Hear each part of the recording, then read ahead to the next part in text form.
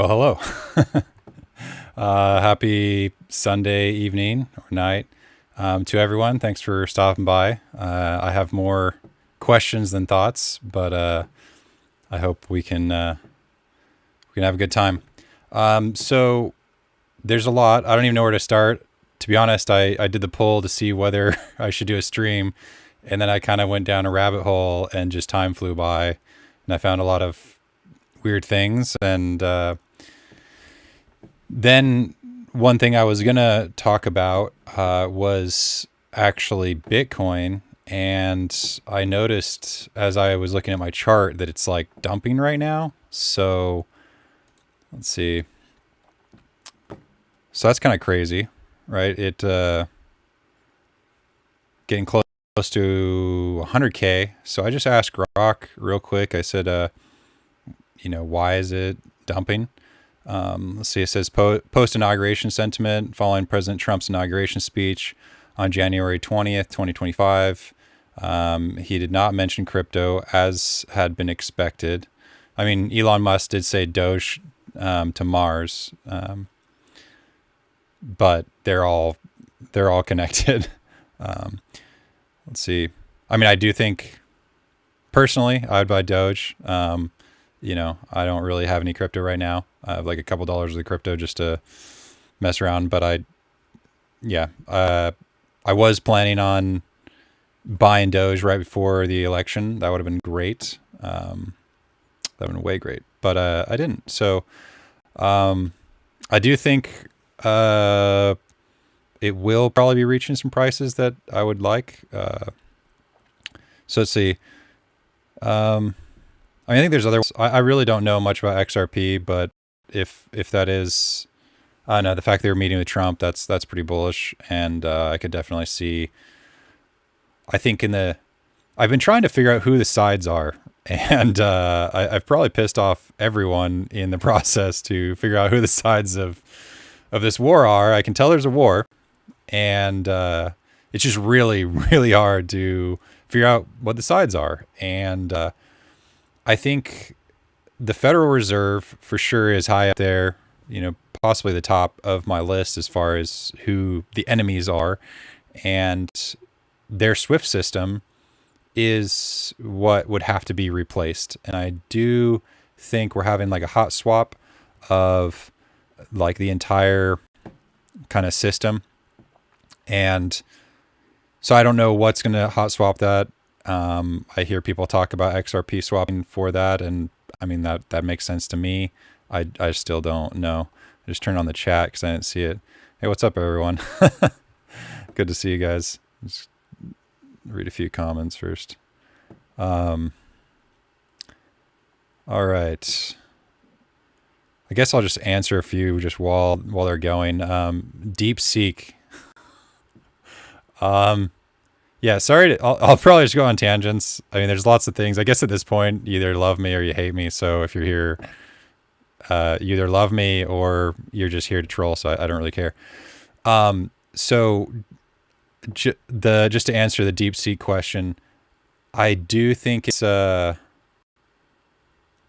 don't know. I mean, the claims that they trained one for, one, they use kind of specific language where they're like, oh, we only spent $3 million to train it. And it's like, if so much is like around building a narrative versus building a product.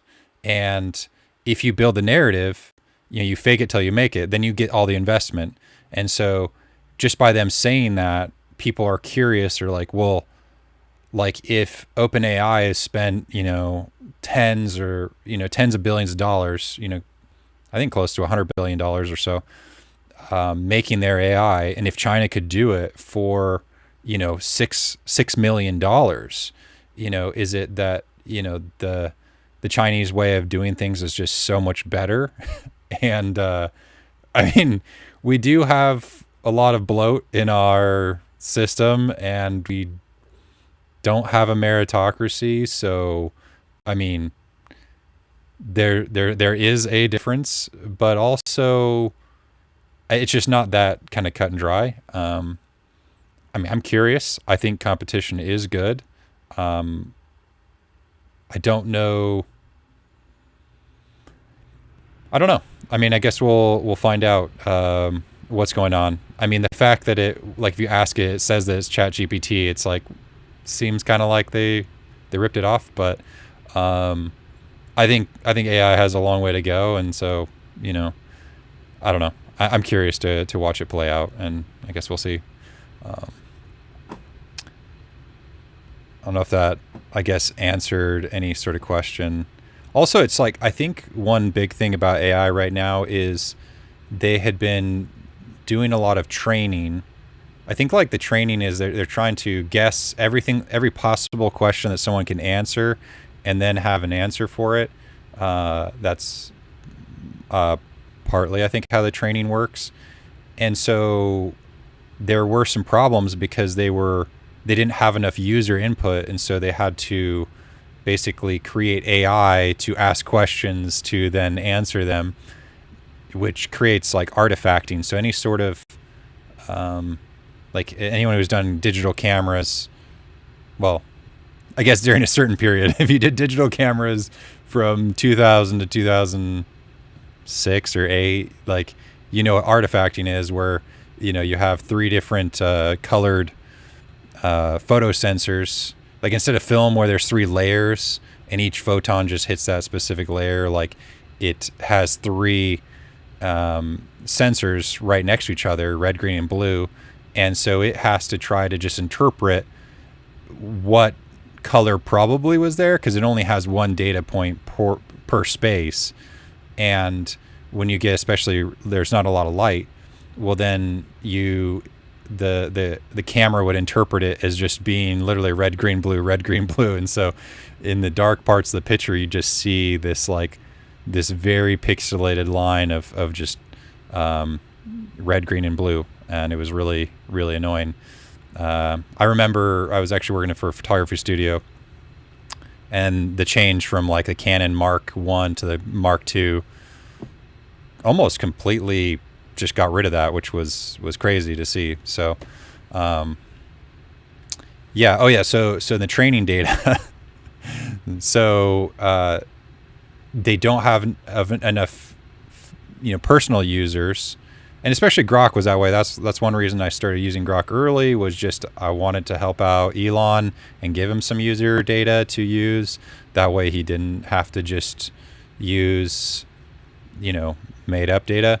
And so I think it's kind of hard to monetize AI right now, but I think the battle right now is to see who has the most money to be able to offer the best service so that they can get the most user data so that they can train their AI the best. And that's the thing. That's why they're doing pictures and everything else, and trying to incorporate it. So I could see so I could see that just being the strategy for right now. Do I have ADHD? No. Well, I'm not diagnosed as ADHD, but I do love tangents. So I also don't really believe in ADHD. I believe it's a personality thing. So yeah, that's my thoughts on, I guess, AI in general, but also the DeepSeek thing, because that was kind of an interesting. Yeah, I really, I guess, yeah, I don't know how they're going to monetize it. I guess that's the question. I mean, I know it's going to start replacing jobs, but if, you know, Trump says they're going to double the amount of power that's needed to run our country, that's like a lot of power, and that doubling is going to be all AI. I mean, that'd be a lot of money. And so you kind of think like, well, I mean, already everyone wants to get your data and sell your data. I mean, just going by Carl's Jr. recently, they're like, it says on the window, hey, just FYI, we sell your data. It's like, wow, cool. You guys suck. But yeah, so but who are they going to sell their data to? Like, I guess the question is who has been selling our data, and who do they sell it to? I don't know. We're heading into a really weird thing. But I'll get back. I'll probably come back to that, depending on, I guess, what people want to talk about. But so back to Bitcoin. Why is Bitcoin dumping?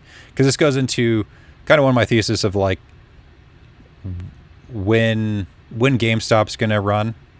I guess TLDR. I think it's going to be soon, this week, for various reasons. I mean, one, there's also different ways to gauge what kind of securities will go up. You know, Bitcoin and GameStop are both considered high risk assets. So you can look at JNK, which is junk bonds, to see if junk bonds is going up. Bitcoin's probably going to be going up, and there's a chance that that something like GameStop is also going to be going up. Yeah, requel. I do think there is going to be a requel, because it is the 4-year anniversary. And the swaps expire, right? So if they had to make all these swaps on January, what was it, 28th, 2021, when they turned off the buy button, they had to deal with that risk somehow, right? And so they would have made swaps, which probably would have either been 1-year swaps or 2-year swaps or both. And so either way, they'd be rolling over at the same time, right? So we could be seeing that. Maybe that's what the requel is about. I'm definitely excited for it. I think Roaring Kitty tweeting right before it also kind of correlates with that. And it would make sense in order for it to be a really good requel that, you know, Ryan Cohen would have to be careful not to announce anything. That way we could get in cheaper, I guess. I don't know. Let the implied volatility go down so you could buy some good options. Also, the options in or near the money is always my policy. Unless you're no pie, then just do whatever you want, because there's no stopping you anyway. But yeah, like I do think this week is going to be good. Hopefully a requel. And I guess we'll get into whether I think Bed Bath is going to be part of that. It could be, I guess. So let's see. So Trump didn't say Bitcoin to the moon or anything, but he has been doing a lot of things that he's been saying, like a lot more than I thought. I've been talking to a lot of people, you know, online and in real life. And, you know, actually a lot of my real life friends are like, no, he's not going to go in and just round people up and ship them off. And he has been, like, so that's been crazy. The whole thing with Colombia was fascinating. He's like, oh, I'll tariff the crap out of you if you don't accept these criminals. And then they're like, okay, yeah, we'll bring in a plane. So I'm excited for a lot of reasons about that. Let's see. Market liquidity movements. There have been significant movements of large amount of Bitcoin to exchanges like Coinbase. I haven't been watching that because I don't have a lot of money in the game, but that is something if you do want to play crypto. That's the thing. Like I feel like the difference between, you know, investing and gambling, especially in these sorts of like, you know, crypto type stuff, you really have to do your research and like literally monitor it. I had a friend that I got into Polygon. Like that was like one of the first things I got into. I bought some Intel stock and I bought some Polygon because like I did a small amount of research. I was like, oh, it seems like it's getting a lot of adoption, right? And I was right. And so I bought it at like 60 cents or something, and I rode it up to like $1.30 and I sold, and I was like, wow, I'm really good at this apparently. But my friend who actually has a finance degree, like stressed him out. He's like, dude, I can't like this, like I can't watch this all the time, because I like text him at night and I'm like, bro, like sell, and he's like, what? Yeah, so that was a fun time. But yeah, if you are actually investing large amounts in crypto, you should be watching like are whales moving their crypto to exchanges, right? Because that's where that's where the crypto has to be in order to sell it. Technical indicators. The price action has shown signs of bearish divergence with technical indicators like the relative strength index, the RSI, not confirming the price highs, the previous highs in price, hinting at a potential weakening of the uptrend. Additionally, failure to hold above key resistance levels and the occurrence of significant liquidations in the derivatives market indicate a market correction or bearish trend. I don't know if I'm assuming that means just for Bitcoin, because I don't know what derivatives market there is. I mean, I'm sure there's I don't know. Is anyone that's crypto like, is there a big like options for crypto market? I know it exists. Overall market sentiment, the crypto community has been expressing bearish views on social media platforms, with some users on X discussing a lack of buying interest or bid at current levels and suggesting the market might be setting up for either significant short squeeze or further downward momentum. Yeah, like I said, I'm not necessarily watching. I do watch volume. That's why when I had my GameStop this week, my options, I scaled out, I think on Thursday. Like it started just running up. And I scaled out a little bit early. I mean, I'm also trying to be more conservative. But yeah, I just like as it kept climbing and I didn't see any volume really kind of confirming that, I just figured it wasn't going to keep holding that. And so I was right. One thing I guess to watch for is, when it drops, either movement up or down will make the implied volatility go up. And so you can have a pretty substantial drop and the price of the options will actually stay the same. So you have to, especially for the ones out of the money, right? So what I actually did was I bought in early on the way back down, but I bought more in the money calls. That way I didn't have to, because those ones actually came down in price. And that way, if I need to roll them later, I can. It was just a way of kind of preserving like my position. And so I gained position. I got a lot better position. I got more call options at a lower strike price, which I was really excited about, and a little bit more time, which was cool. But I could have bought in. I could have let it. I could have saved some money. I guess I saved a little bit for tomorrow. But yeah, no, I bought in a little bit too early because then it just kept dipping at the end. So anyway, it was good that I reset my position. Scaled out and then scaled back in, just as usual, scaled back in a little bit too quickly. Favorite position. I hope that's their options, not a, let's see, what did I get? So that's actually an interesting question because I was kind of using the court date, the Bed Bath & Beyond court date for February 4th as kind of my marker. But since I got pushed back to April, I don't really know. I still think it's going to run. I don't know if that's what the dog one, that the dog meme that Roaring Kitty posted was about, is like it's going to be a few more seasons, as in like a couple more months. I'm not really sure. So yeah, I guess I did know on Friday. I just hadn't really bit until like right before the show. I'd already, market was already closed by the time I realized that they had rescheduled.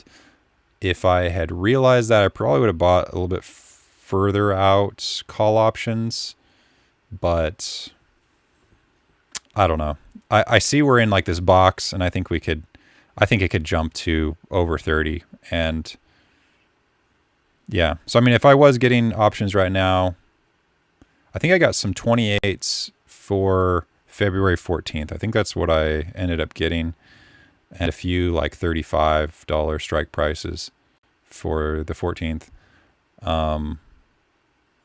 But yeah, I'd probably go further out, which they are more expensive, but yeah, 28s or 30s for maybe a little bit more time, I guess. Yeah, so that's my current GameStop position. Let's see. Speculative trading on and liquidations over 259 million in Bitcoin futures were liquidated in the last 24 hours before the latest dump, pointing to a significant market volatility and perhaps speculative trading. You know, that's something I like. I guess I realized the hard way is like, if you make a thesis, it should have like a time when you're supposed to know. I guess like a whole time window when you would know or could know. And I don't know if like if it doesn't happen, you probably should at least scale out, because the market will. And so the reason I brought that up, let's see. Why doesn't it show my...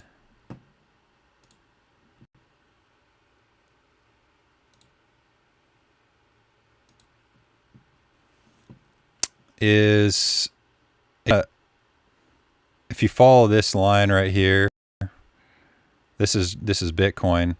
I just found it kind of interesting that it was like kind of coming to a point that was on the 30th, which is when Kash Patel is going to get confirmed.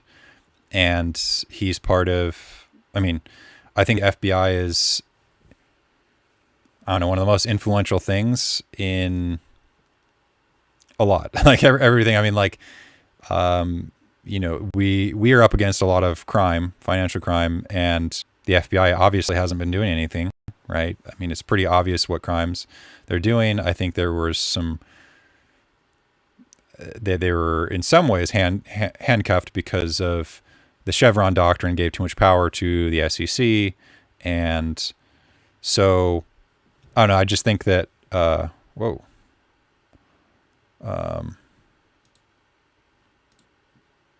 Oops.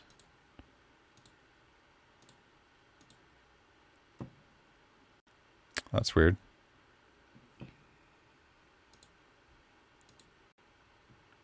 Okay, sorry. Not really sure why that's being crazy right now. Anyway, we did see a correction. Yeah, so I just think that the FBI is like, if there are, like, someone has to go in, right, to whoever has these counterfeit shares, someone like Virtu or whatever, they have to be able to go in and actually find them, because like who would know? Who would know if there was all these, you know, on the Excel sheet of Virtu or whoever, that there was all these counterfeit shares? Like, they don't have a full accounting, and no one but their accountants, who they share members of the board, are literally from the same auditing firm that audits them. So there's huge financial interest for them not to. And, you know, yeah, it just seems really messed up. But you can see how hard this did bounce off of, I guess, the low. I mean, there's like the psychological levels, like 100,000, right? So I mean, it did actually bounce off it pretty decently, and you can see how much volume came in, whether that's like a lot or not. I mean, it wasn't a ton, but yeah, I did find it. The reason I just brought it up was I figured it was going to be in either up or down movement when he gets confirmed. So say we're like, what should we do? This is for Stephen Pulte, the Michael Squiggles. So let's see if it goes up.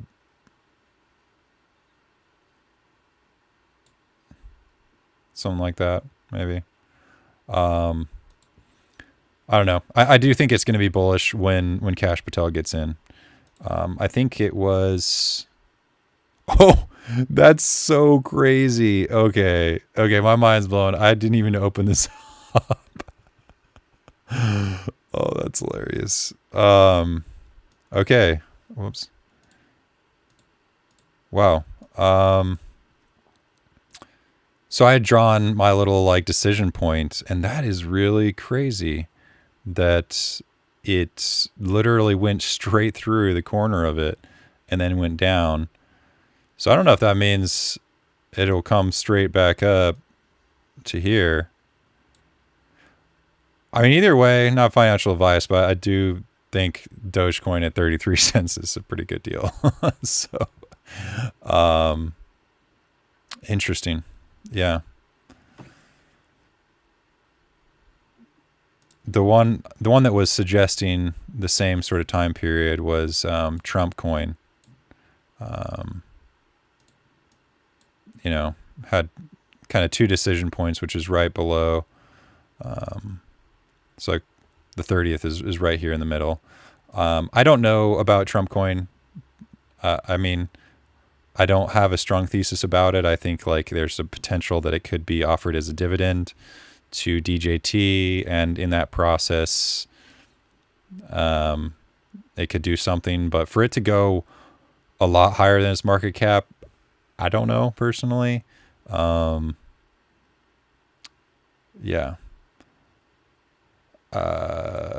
Elon did actually mention he might want to buy Intel. So, I mean, that's. I think I'll probably go more into that, I guess, another time when I do some more research. But I mean, they're the only company. It's a national security risk for us not to put, for the United States not to put money into Intel and have our own Intel chip design and chip fabrication here in the U.S. So it's funny. I was literally telling my friend, like a couple of them actually, I was like, they didn't want to buy GameStop. I'm like, dude, just buy Intel. Intel was literally right here.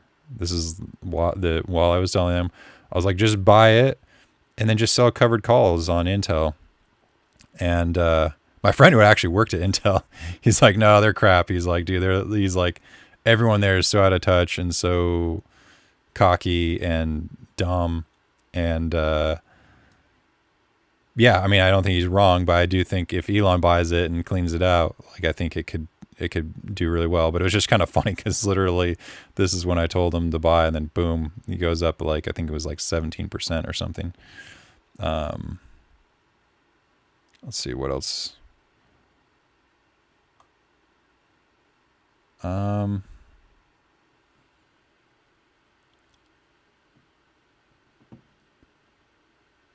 This is social media, not Jim Cramer. What? All right, let's see. Let's go back to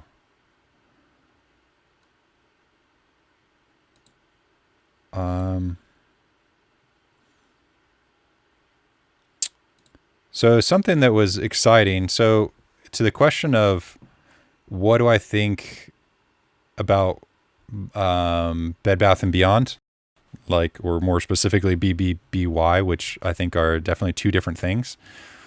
I think that BBBY is Bye Bye Baby. So I think for MOAS to happen, you would need T0. And I guess shout out to Mushire Bathaway. He was on, he's like got my feed, and that'll be good topics. And he wasn't wrong, actually. It was pretty good. So he had posted this article, Securitize open sources its protocol, partners with T0 token exchange, right? Like, okay, that's cool. And then I look at this and it says like September 13th, 2021. And it was like, oh, this is like old news, right? And then this was like published like May 13th, 2019. Actually, 13 is kind of interesting. Like, that's like a teddy buckle. Where's Pee-Pee? I love that. Two teddy buckles, all about the 13s. So, I mean, this was while it was still a subsidiary of T Zero. But I think that might have been the thing, was that might have been the reason it got blocked, is because it was a subsidiary, so they couldn't use their own token for their own company. And I mean, I think we've been up against the federal agencies like this whole time, because the Federal Reserve, in my opinion, they're the bad guys, and they're using the federal agencies then to be able to write laws. And so if this was supposed to happen here and it didn't happen, it's probably because the federal agencies just stopped it, for various reasons. So they'd have to, Overstock would have to sell, all those different things. I wonder when the drama with Patrick Burns happened, actually. I wonder if it was like right after this, because he did say that the SEC was trying to get rid of him. But I mean, to have a real squeeze, which I don't know if it would be a requel in the sense that the chart would do the same thing, because I do think we're going to be moving to T0, or there'll be some, like for GameStop, it could be just like a dividend on T0. If I was doing it, I would offer a warrant on T0. That way you could bring in more money. I mean, that'd be genius. You sell these warrants, these call options that are on T0 for T0 shares. And then you could either just have the money and just like exercise the warrant, or if you didn't have the money, the price for them, because it was naked short, would go up so quick, you could exercise to close, sell a couple of them, and then exercise the rest. And then all that money would come pouring into the company, which would then, then they announce, oh yeah, we just made, $10 billion, from our warrants, exercising their warrants. And that would then make the whole price even more. And yeah, so I mean, I could definitely see that. And I do remember, like, I don't know, I guess it's all, we always want things to be sooner than they are. Like the wishful thinking. And there's been a few things in my head this whole time where as soon as like Pulte came on the scene and I could see like the Trump connection, and I was like, if all the people that are doing the counterfeit shares seem to be on Biden's side, maybe we have to wait till Trump gets into office for MOAS. And yeah, I mean, I was right. And I remember another day when I was like, this might be longer, this was right around Thanksgiving, and T0 said, oh, we're going to like fully launch our exchange, or transfer agent services and everything, in Q1 of 2025. And so I just had this feeling, I was like, yeah, I mean, if T0 is part of this, we're going to have to wait, but it looks like it's here. So, I mean, if they do have transfer agent, right, that means that, I mean, GameStop or Bed Bath, anything can just switch right over. And, yeah, and that could be awesome. I mean, if they just launched this, to transfer over a couple days, maybe 4 days, if something like, I can't remember what the listing timeline is, but I do think that is something we're waiting for. So I think that this happening at the same time as Kash Patel being confirmed by this, I think those are both important things. So let's see.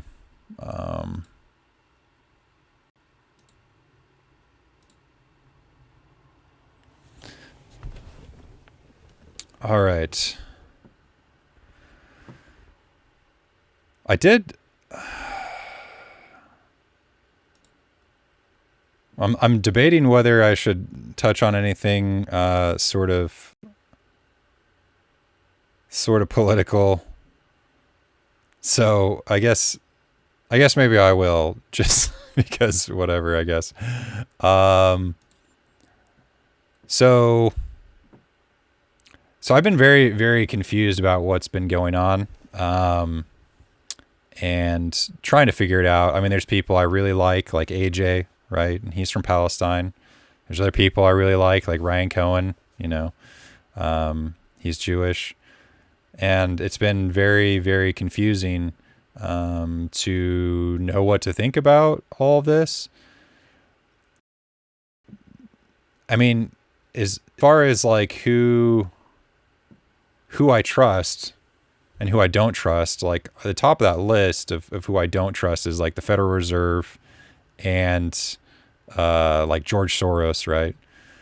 I mean, I do think Elon's a good guy, especially just in the sense of there's just kind of two sides of things, and wanting free speech and wanting to.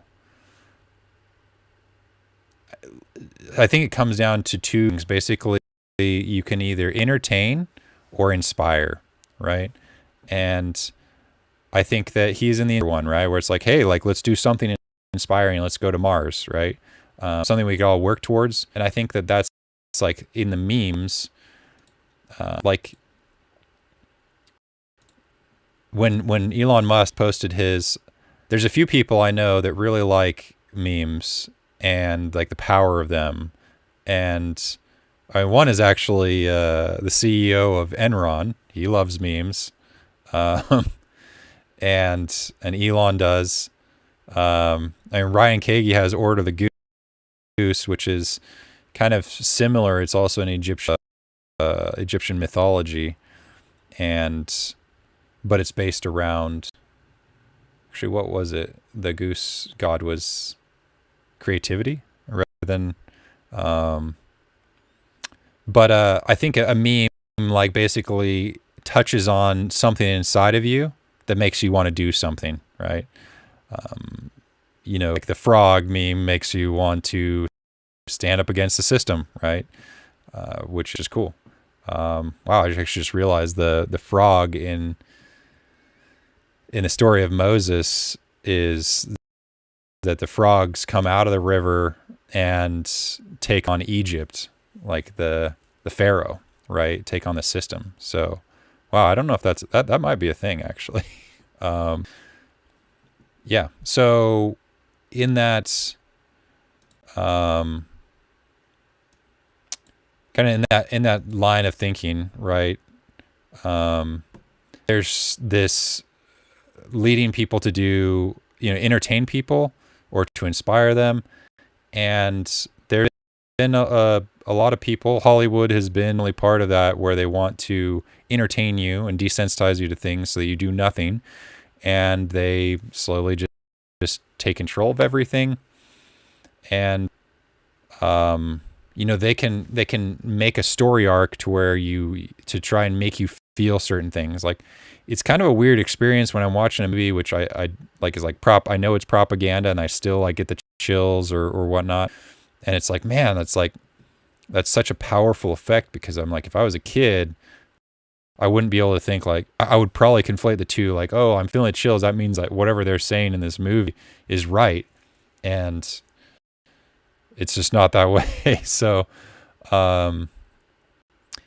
yeah, I think there is this story that people are trying to create this narrative. And I think that, right before October 7th, Israel and Saudi Arabia, and I think the United Arab Emirates were going to make an agreement. And then it happened. Like, I've been very confused about the end game that Hamas is trying to do. I did know that, shoot, I just forgot his, let's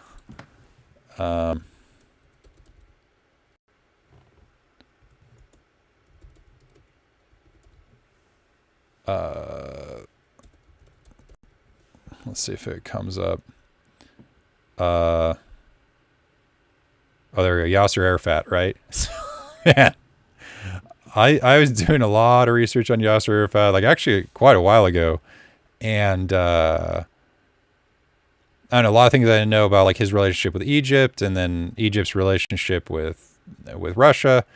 But the one thing he said, literally in an interview, right, was he's like, the more people die, he's like, so they went into this like city, and he's like, they didn't want to fight, they didn't want to like protect us, right, because they were in kind of like the, just east of Jerusalem. There's, the West Bank, and then, just beyond the West Bank is Jordan, right? And so in between there, a lot of those people are very different than in Gaza, because, I mean, because Jordan has a decent relationship with Israel. And so it's kind of like, you don't bother me, I don't bother you, we're cool. And so people in there, when Yasser Arafat, he was in the Palestinian Liberation Army, when he came in, like he got pushed back into there, he was like mad that they wouldn't fight and help him. And they're like, no, you go for him. We're not on his team, right? And he's like, but the more of us that they killed, then it started to motivate them. And we just realized, that was the key, was the more of us die, like a greater number would end up joining us. And so in that kind of line of thinking, it's really messed up, right? I mean, diplomacy is hard, but at least, innocent people aren't dying. And so this kind of movement, here's Mark Ruffalo wearing it at the Academy Awards, right? Which is October 20th. So like, what a coincidence that ready to go, how days later, less than 2 weeks later, they all have these pins already ready to go. They already know who all is going to be wearing them at the Academy Awards. The whole world has to acknowledge it. And, he's like part of the Avengers. I like the Avengers series. And, I noticed this because I watched the Academy Awards, right? So, but it was just interesting that's like, Hamas would have to know they would lose, right? Like, there's no way they would win. The only way they'd win is if there was like an uprising of people that wanted to support them. And, I guess it was uncertain whether that was going to happen. And so, I think there was a lot less support than they were thinking. And, Iran was pretty much the only one, but I think that all the other countries, I think the biggest country that made certainty was Qatar, actually, right?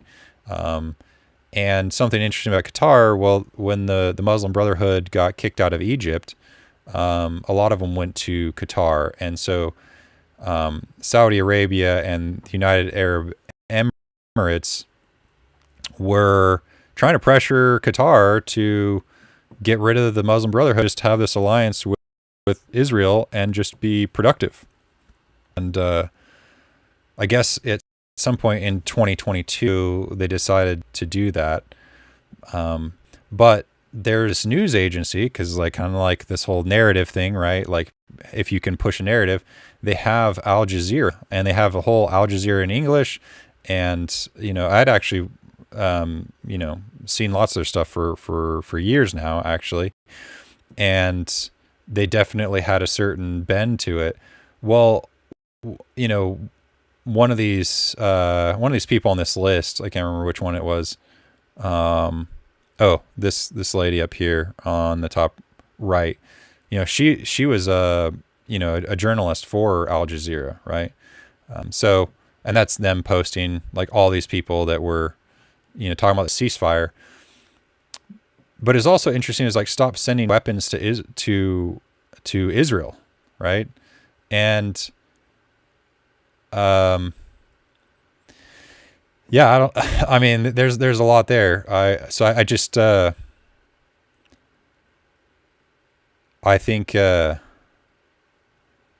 kind of, like I talked about in the last stream, like it's been weird to see things switch. And when I kind of realized that Hamas and I mean, and Iran have different languages and different religions. They're only aligned on one thing, and that's just how much they hate Israel. You know, that's not that's not how like that spreading is not a good thing, right? Um, what's my thoughts on Al Jazeera? I haven't watched it recently. I um, I don't know. I mean, for me, I actually I can kind of it's really easy to see the bend of a news station, and so you can assume what they would avoid and what It's kind of annoying that you have to go to multiple sources, and you're like, oh, they were avoiding this, so it's probably I'll look for that, and it's like, oh, yep, there was that. Like that's why they were pulling it this way. Um, but yeah, so I mean that's the thing is like so it's like if Iran and I get it, like they have.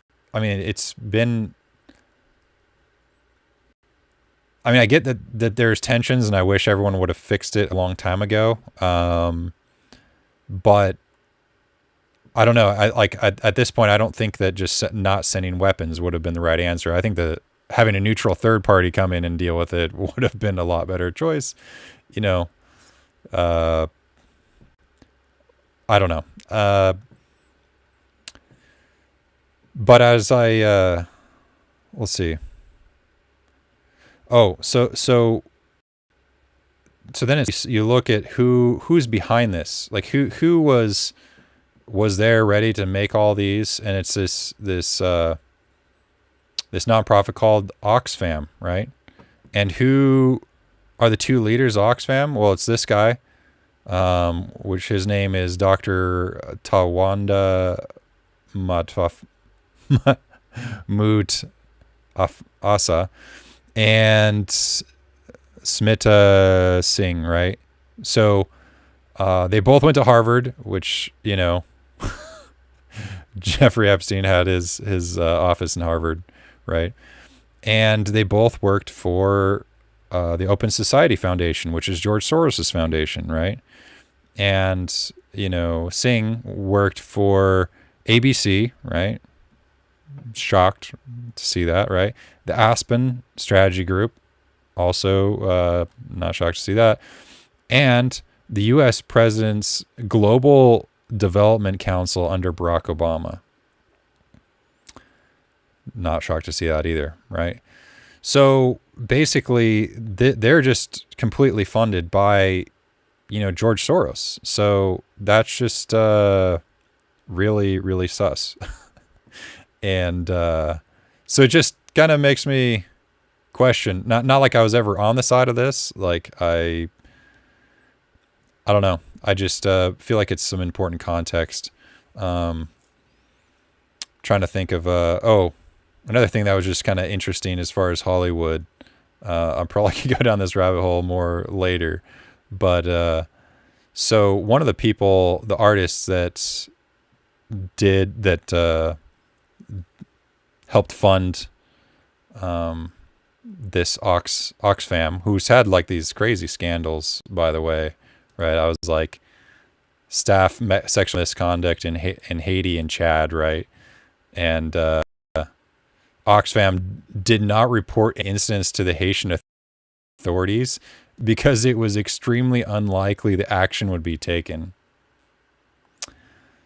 So I wonder why a lot of people have been going on to Haiti that are all part of the same sort of group. So anyway, Joanna Newsom, this is the niece, I think, of Governor Newsom, right? She was raising money for them, right? So it's like, well, is that a coincidence, right? She's also married to Andy Samberg, which, man, as an actor, I love him. So it's like, oh man, kind of hurts to be like, oh wow, he's in the middle of some really sus things, right? So apparently he just bought, or back in, I don't know when he did, but he bought the Morris Mansion, which is the there's like three main theosophical centers in the United States, and that's one. It's called Crotona, right? So basically, what theosophy is it's like this very liberal, where they take the symbolism from all the religions and then put it into this very free thinking, sex positive, I don't want to say pedophile positive, but probably kind of way of thinking. And that was like their main hub in Hollywood, right? So that's pretty sus, right? But yeah, more on that later. If anyone wants to go down that rabbit hole themselves, I highly recommend it. Also, I guess maybe last thing on here, one of the people from this Artists for Ceasefire thing. So I've noticed that a lot of these people, like Governor Newsom, like they're Jesuits, which Jesuits aren't the same as Catholics. They're like this. They were an intelligence agency that was very, very liberal, right? And kind of associated with the Catholic Church, but not like endorsed by the Catholic Church. Like the Catholic, the popes, several popes, like, yeah, they're not at all associated with us. In fact, like we push back against them, right? But a lot of theirs was kind of like this soft power. How do you push a narrative? How do you control who knows what and everything? And so I have been seeing that kind of common denominator is, the fact that people like Nancy Pelosi and Gavin Newsom are both Jesuits. Also, Hunter Biden and the whole Biden family is as well. So definitely not shocked to see that, right? And one thing interesting recently was, man, I post so much that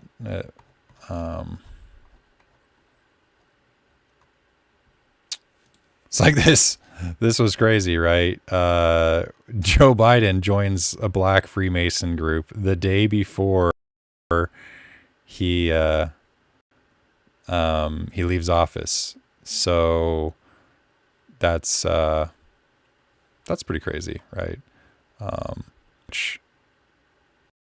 Also, the governor, right, who like 2 weeks after he gives the key to the city to P. Diddy, he also then becomes a master mason of that fraternity, right? And that's all part of what's called the Boule, right? Which, P. Diddy and LeBron James and all those people are part of. And here you have P. Diddy saying, "Oh, Howard University, Alpha Kappa Alpha," because that's all part of the Boule, which is the National Pan-Hellenistic Council, right? Which who's part of that? Like, I mean, this isn't even like, this is them posting it, right? This isn't like some conspiracy person, right? Vice President Kamala Harris is speaking at the Grand Boule of Zeta Phi Beta sorority. The room erupted in applause as she took the stage. Harris is a member of Alpha Kappa Alpha sorority, which, along with the Zetas, is part of the Divine Nine, right? And they all came to the White House, all the Divine Nine. Yeah, definitely a lot there. So this person from this Artists for Ceasefire was raised Catholic. This Duvernay. Let's see, where is there? Yeah. Anyway, they're on here. Graduated from St. Joseph High School. Let's see, at the University of California, Los Angeles. She was a double BA major in English literature and African American studies. Duvernay is an honorary member of Alpha Kappa Alpha sorority, right? So, I mean, now it kind of makes sense why a lot of Jewish people didn't vote for Kamala Harris, actually, is if, I mean, I'm sure people can, I'm sure for the people that's important to, right? Like this was probably very relevant. They probably knew exactly who was endorsing and who wasn't, right? I mean, you got Jon Stewart on there, right? Um, yeah. Also, something interesting about Jon Stewart, did not know. It's kind of random. His brother, Lawrence, was the chief operating officer of NYSE Euronext, the parent company of the New York Stock Exchange. That's I did not know that, right? That's just a fun fact, I guess, to think about. So Michael must sleep with one eye open. Yes, yes. Oh man. But yeah, no, just lots of things. I think the reason I bring this up, one, I do think it's important. I think like a war is going on, and I mean, we're gonna see the JFK files opened, and I mean, some people are gonna be surprised. Like a person recently I was talking to, I was like, "How surprised are you gonna be if it turns out when Trump releases the JFK files, George Bush Sr. was part of it?" And they said they'd be heartbroken, right? Because they're a Republican. And it's like, well, prepare to be heartbroken. Um, yeah, there's gonna be a lot that's gonna happen, and I just, I think that we've kind of been groomed to be entertained, and a lot happens in the background, right? Like, think about this. People might think that Trump is moving quickly with his agenda, right? But I think that the other side has been moving just as fast for a long time. That's why it's so hard to undo what they've been doing. And I just think a lot of power has been consolidated for a long time, and a lot of weird stuff happens. I don't have all the answers. I'm just trying to put the puzzle pieces together. And yeah, so I hope I haven't ruffled too many feathers on the way there, that there's misunderstandings. But I do think there is, the fundamental difference is I wouldn't say necessarily just a religious one. I mean, it's, each person is conserving their religious values, that they have objective value, and there are these groups, like all the theosophical groups, Baha'i is in there, like all these ones where they just, things aren't objectively good or evil, right? Like, it just seems so obvious to a lot of people that like abusing a child is just objectively wrong, right? But it's very possible that people can have these crazy philosophical justifications on why that's okay, right? I mean, watching the movie Split, I don't recommend it. I went with a friend. Like, I didn't even ask what it was about. I had no idea. Hadn't seen a single commercial. So a friend that I didn't know was into those kinds of movies, he's like, "Hey, want to go to the movies?" Like, sure. We show up and it's like, wow, that was traumatic. Like, I'm not gonna forget that. Even though I have aphantasia, I'm still probably not gonna forget that. And but they do have that kind of like that.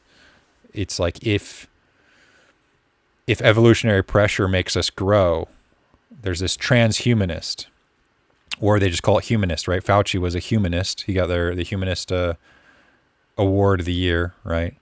That it's like that they want humanity to progress, and so they want that evolutionary pressure, and they're willing to subject other people to that. And it's, I don't know. It's really, really messed up in my opinion, right? I mean, I can see how someone could believe it, but that doesn't change how messed up I think it objectively is. And all that was kind of mainstreamed with theosophy, because it seems to have this rich, like they literally took, it's funny is like a long time ago, I remember being, curious about it and kept finding it come in there as I was just studying things. I didn't at all like think about it through the lens of any sort of political thing. I was like, I'd been doing a lot of stuff on dream symbolism. And so, as far as people accumulating old documents and whatnot, it just so happened a lot of them from the Theosophical Society. And so I just, it kept coming up, but I didn't know anything about what they did or who sponsored them, right? Whether it was the Rockefellers. uh, and yeah, so they basically went and took every religion symbols and tried to kind of make them cooler, and so that people could feel justified. They felt like this had this rich spiritual rationale or authority behind what they're doing, and then they would do things that were messed up, or at least the leaders would. I'm sure most of the people have no idea what goes on at the top, right? I think we've all been part of groups where maybe at some point we were surprised to find out like, oh, the leaders weren't what we thought they were. But all right. I think that's good for tonight. Anyway, I appreciate you all. This has been quite the crazy adventure. I definitely don't have all the answers.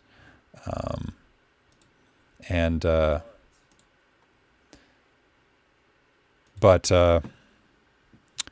yeah, I'm glad we're all trying to figure out together. And I do think GameStop will run probably, if the anniversary is on Tuesday, the confirmation for Cash Patel's on Thursday. So I don't know. I think this week could be good. But anyway, I appreciate it.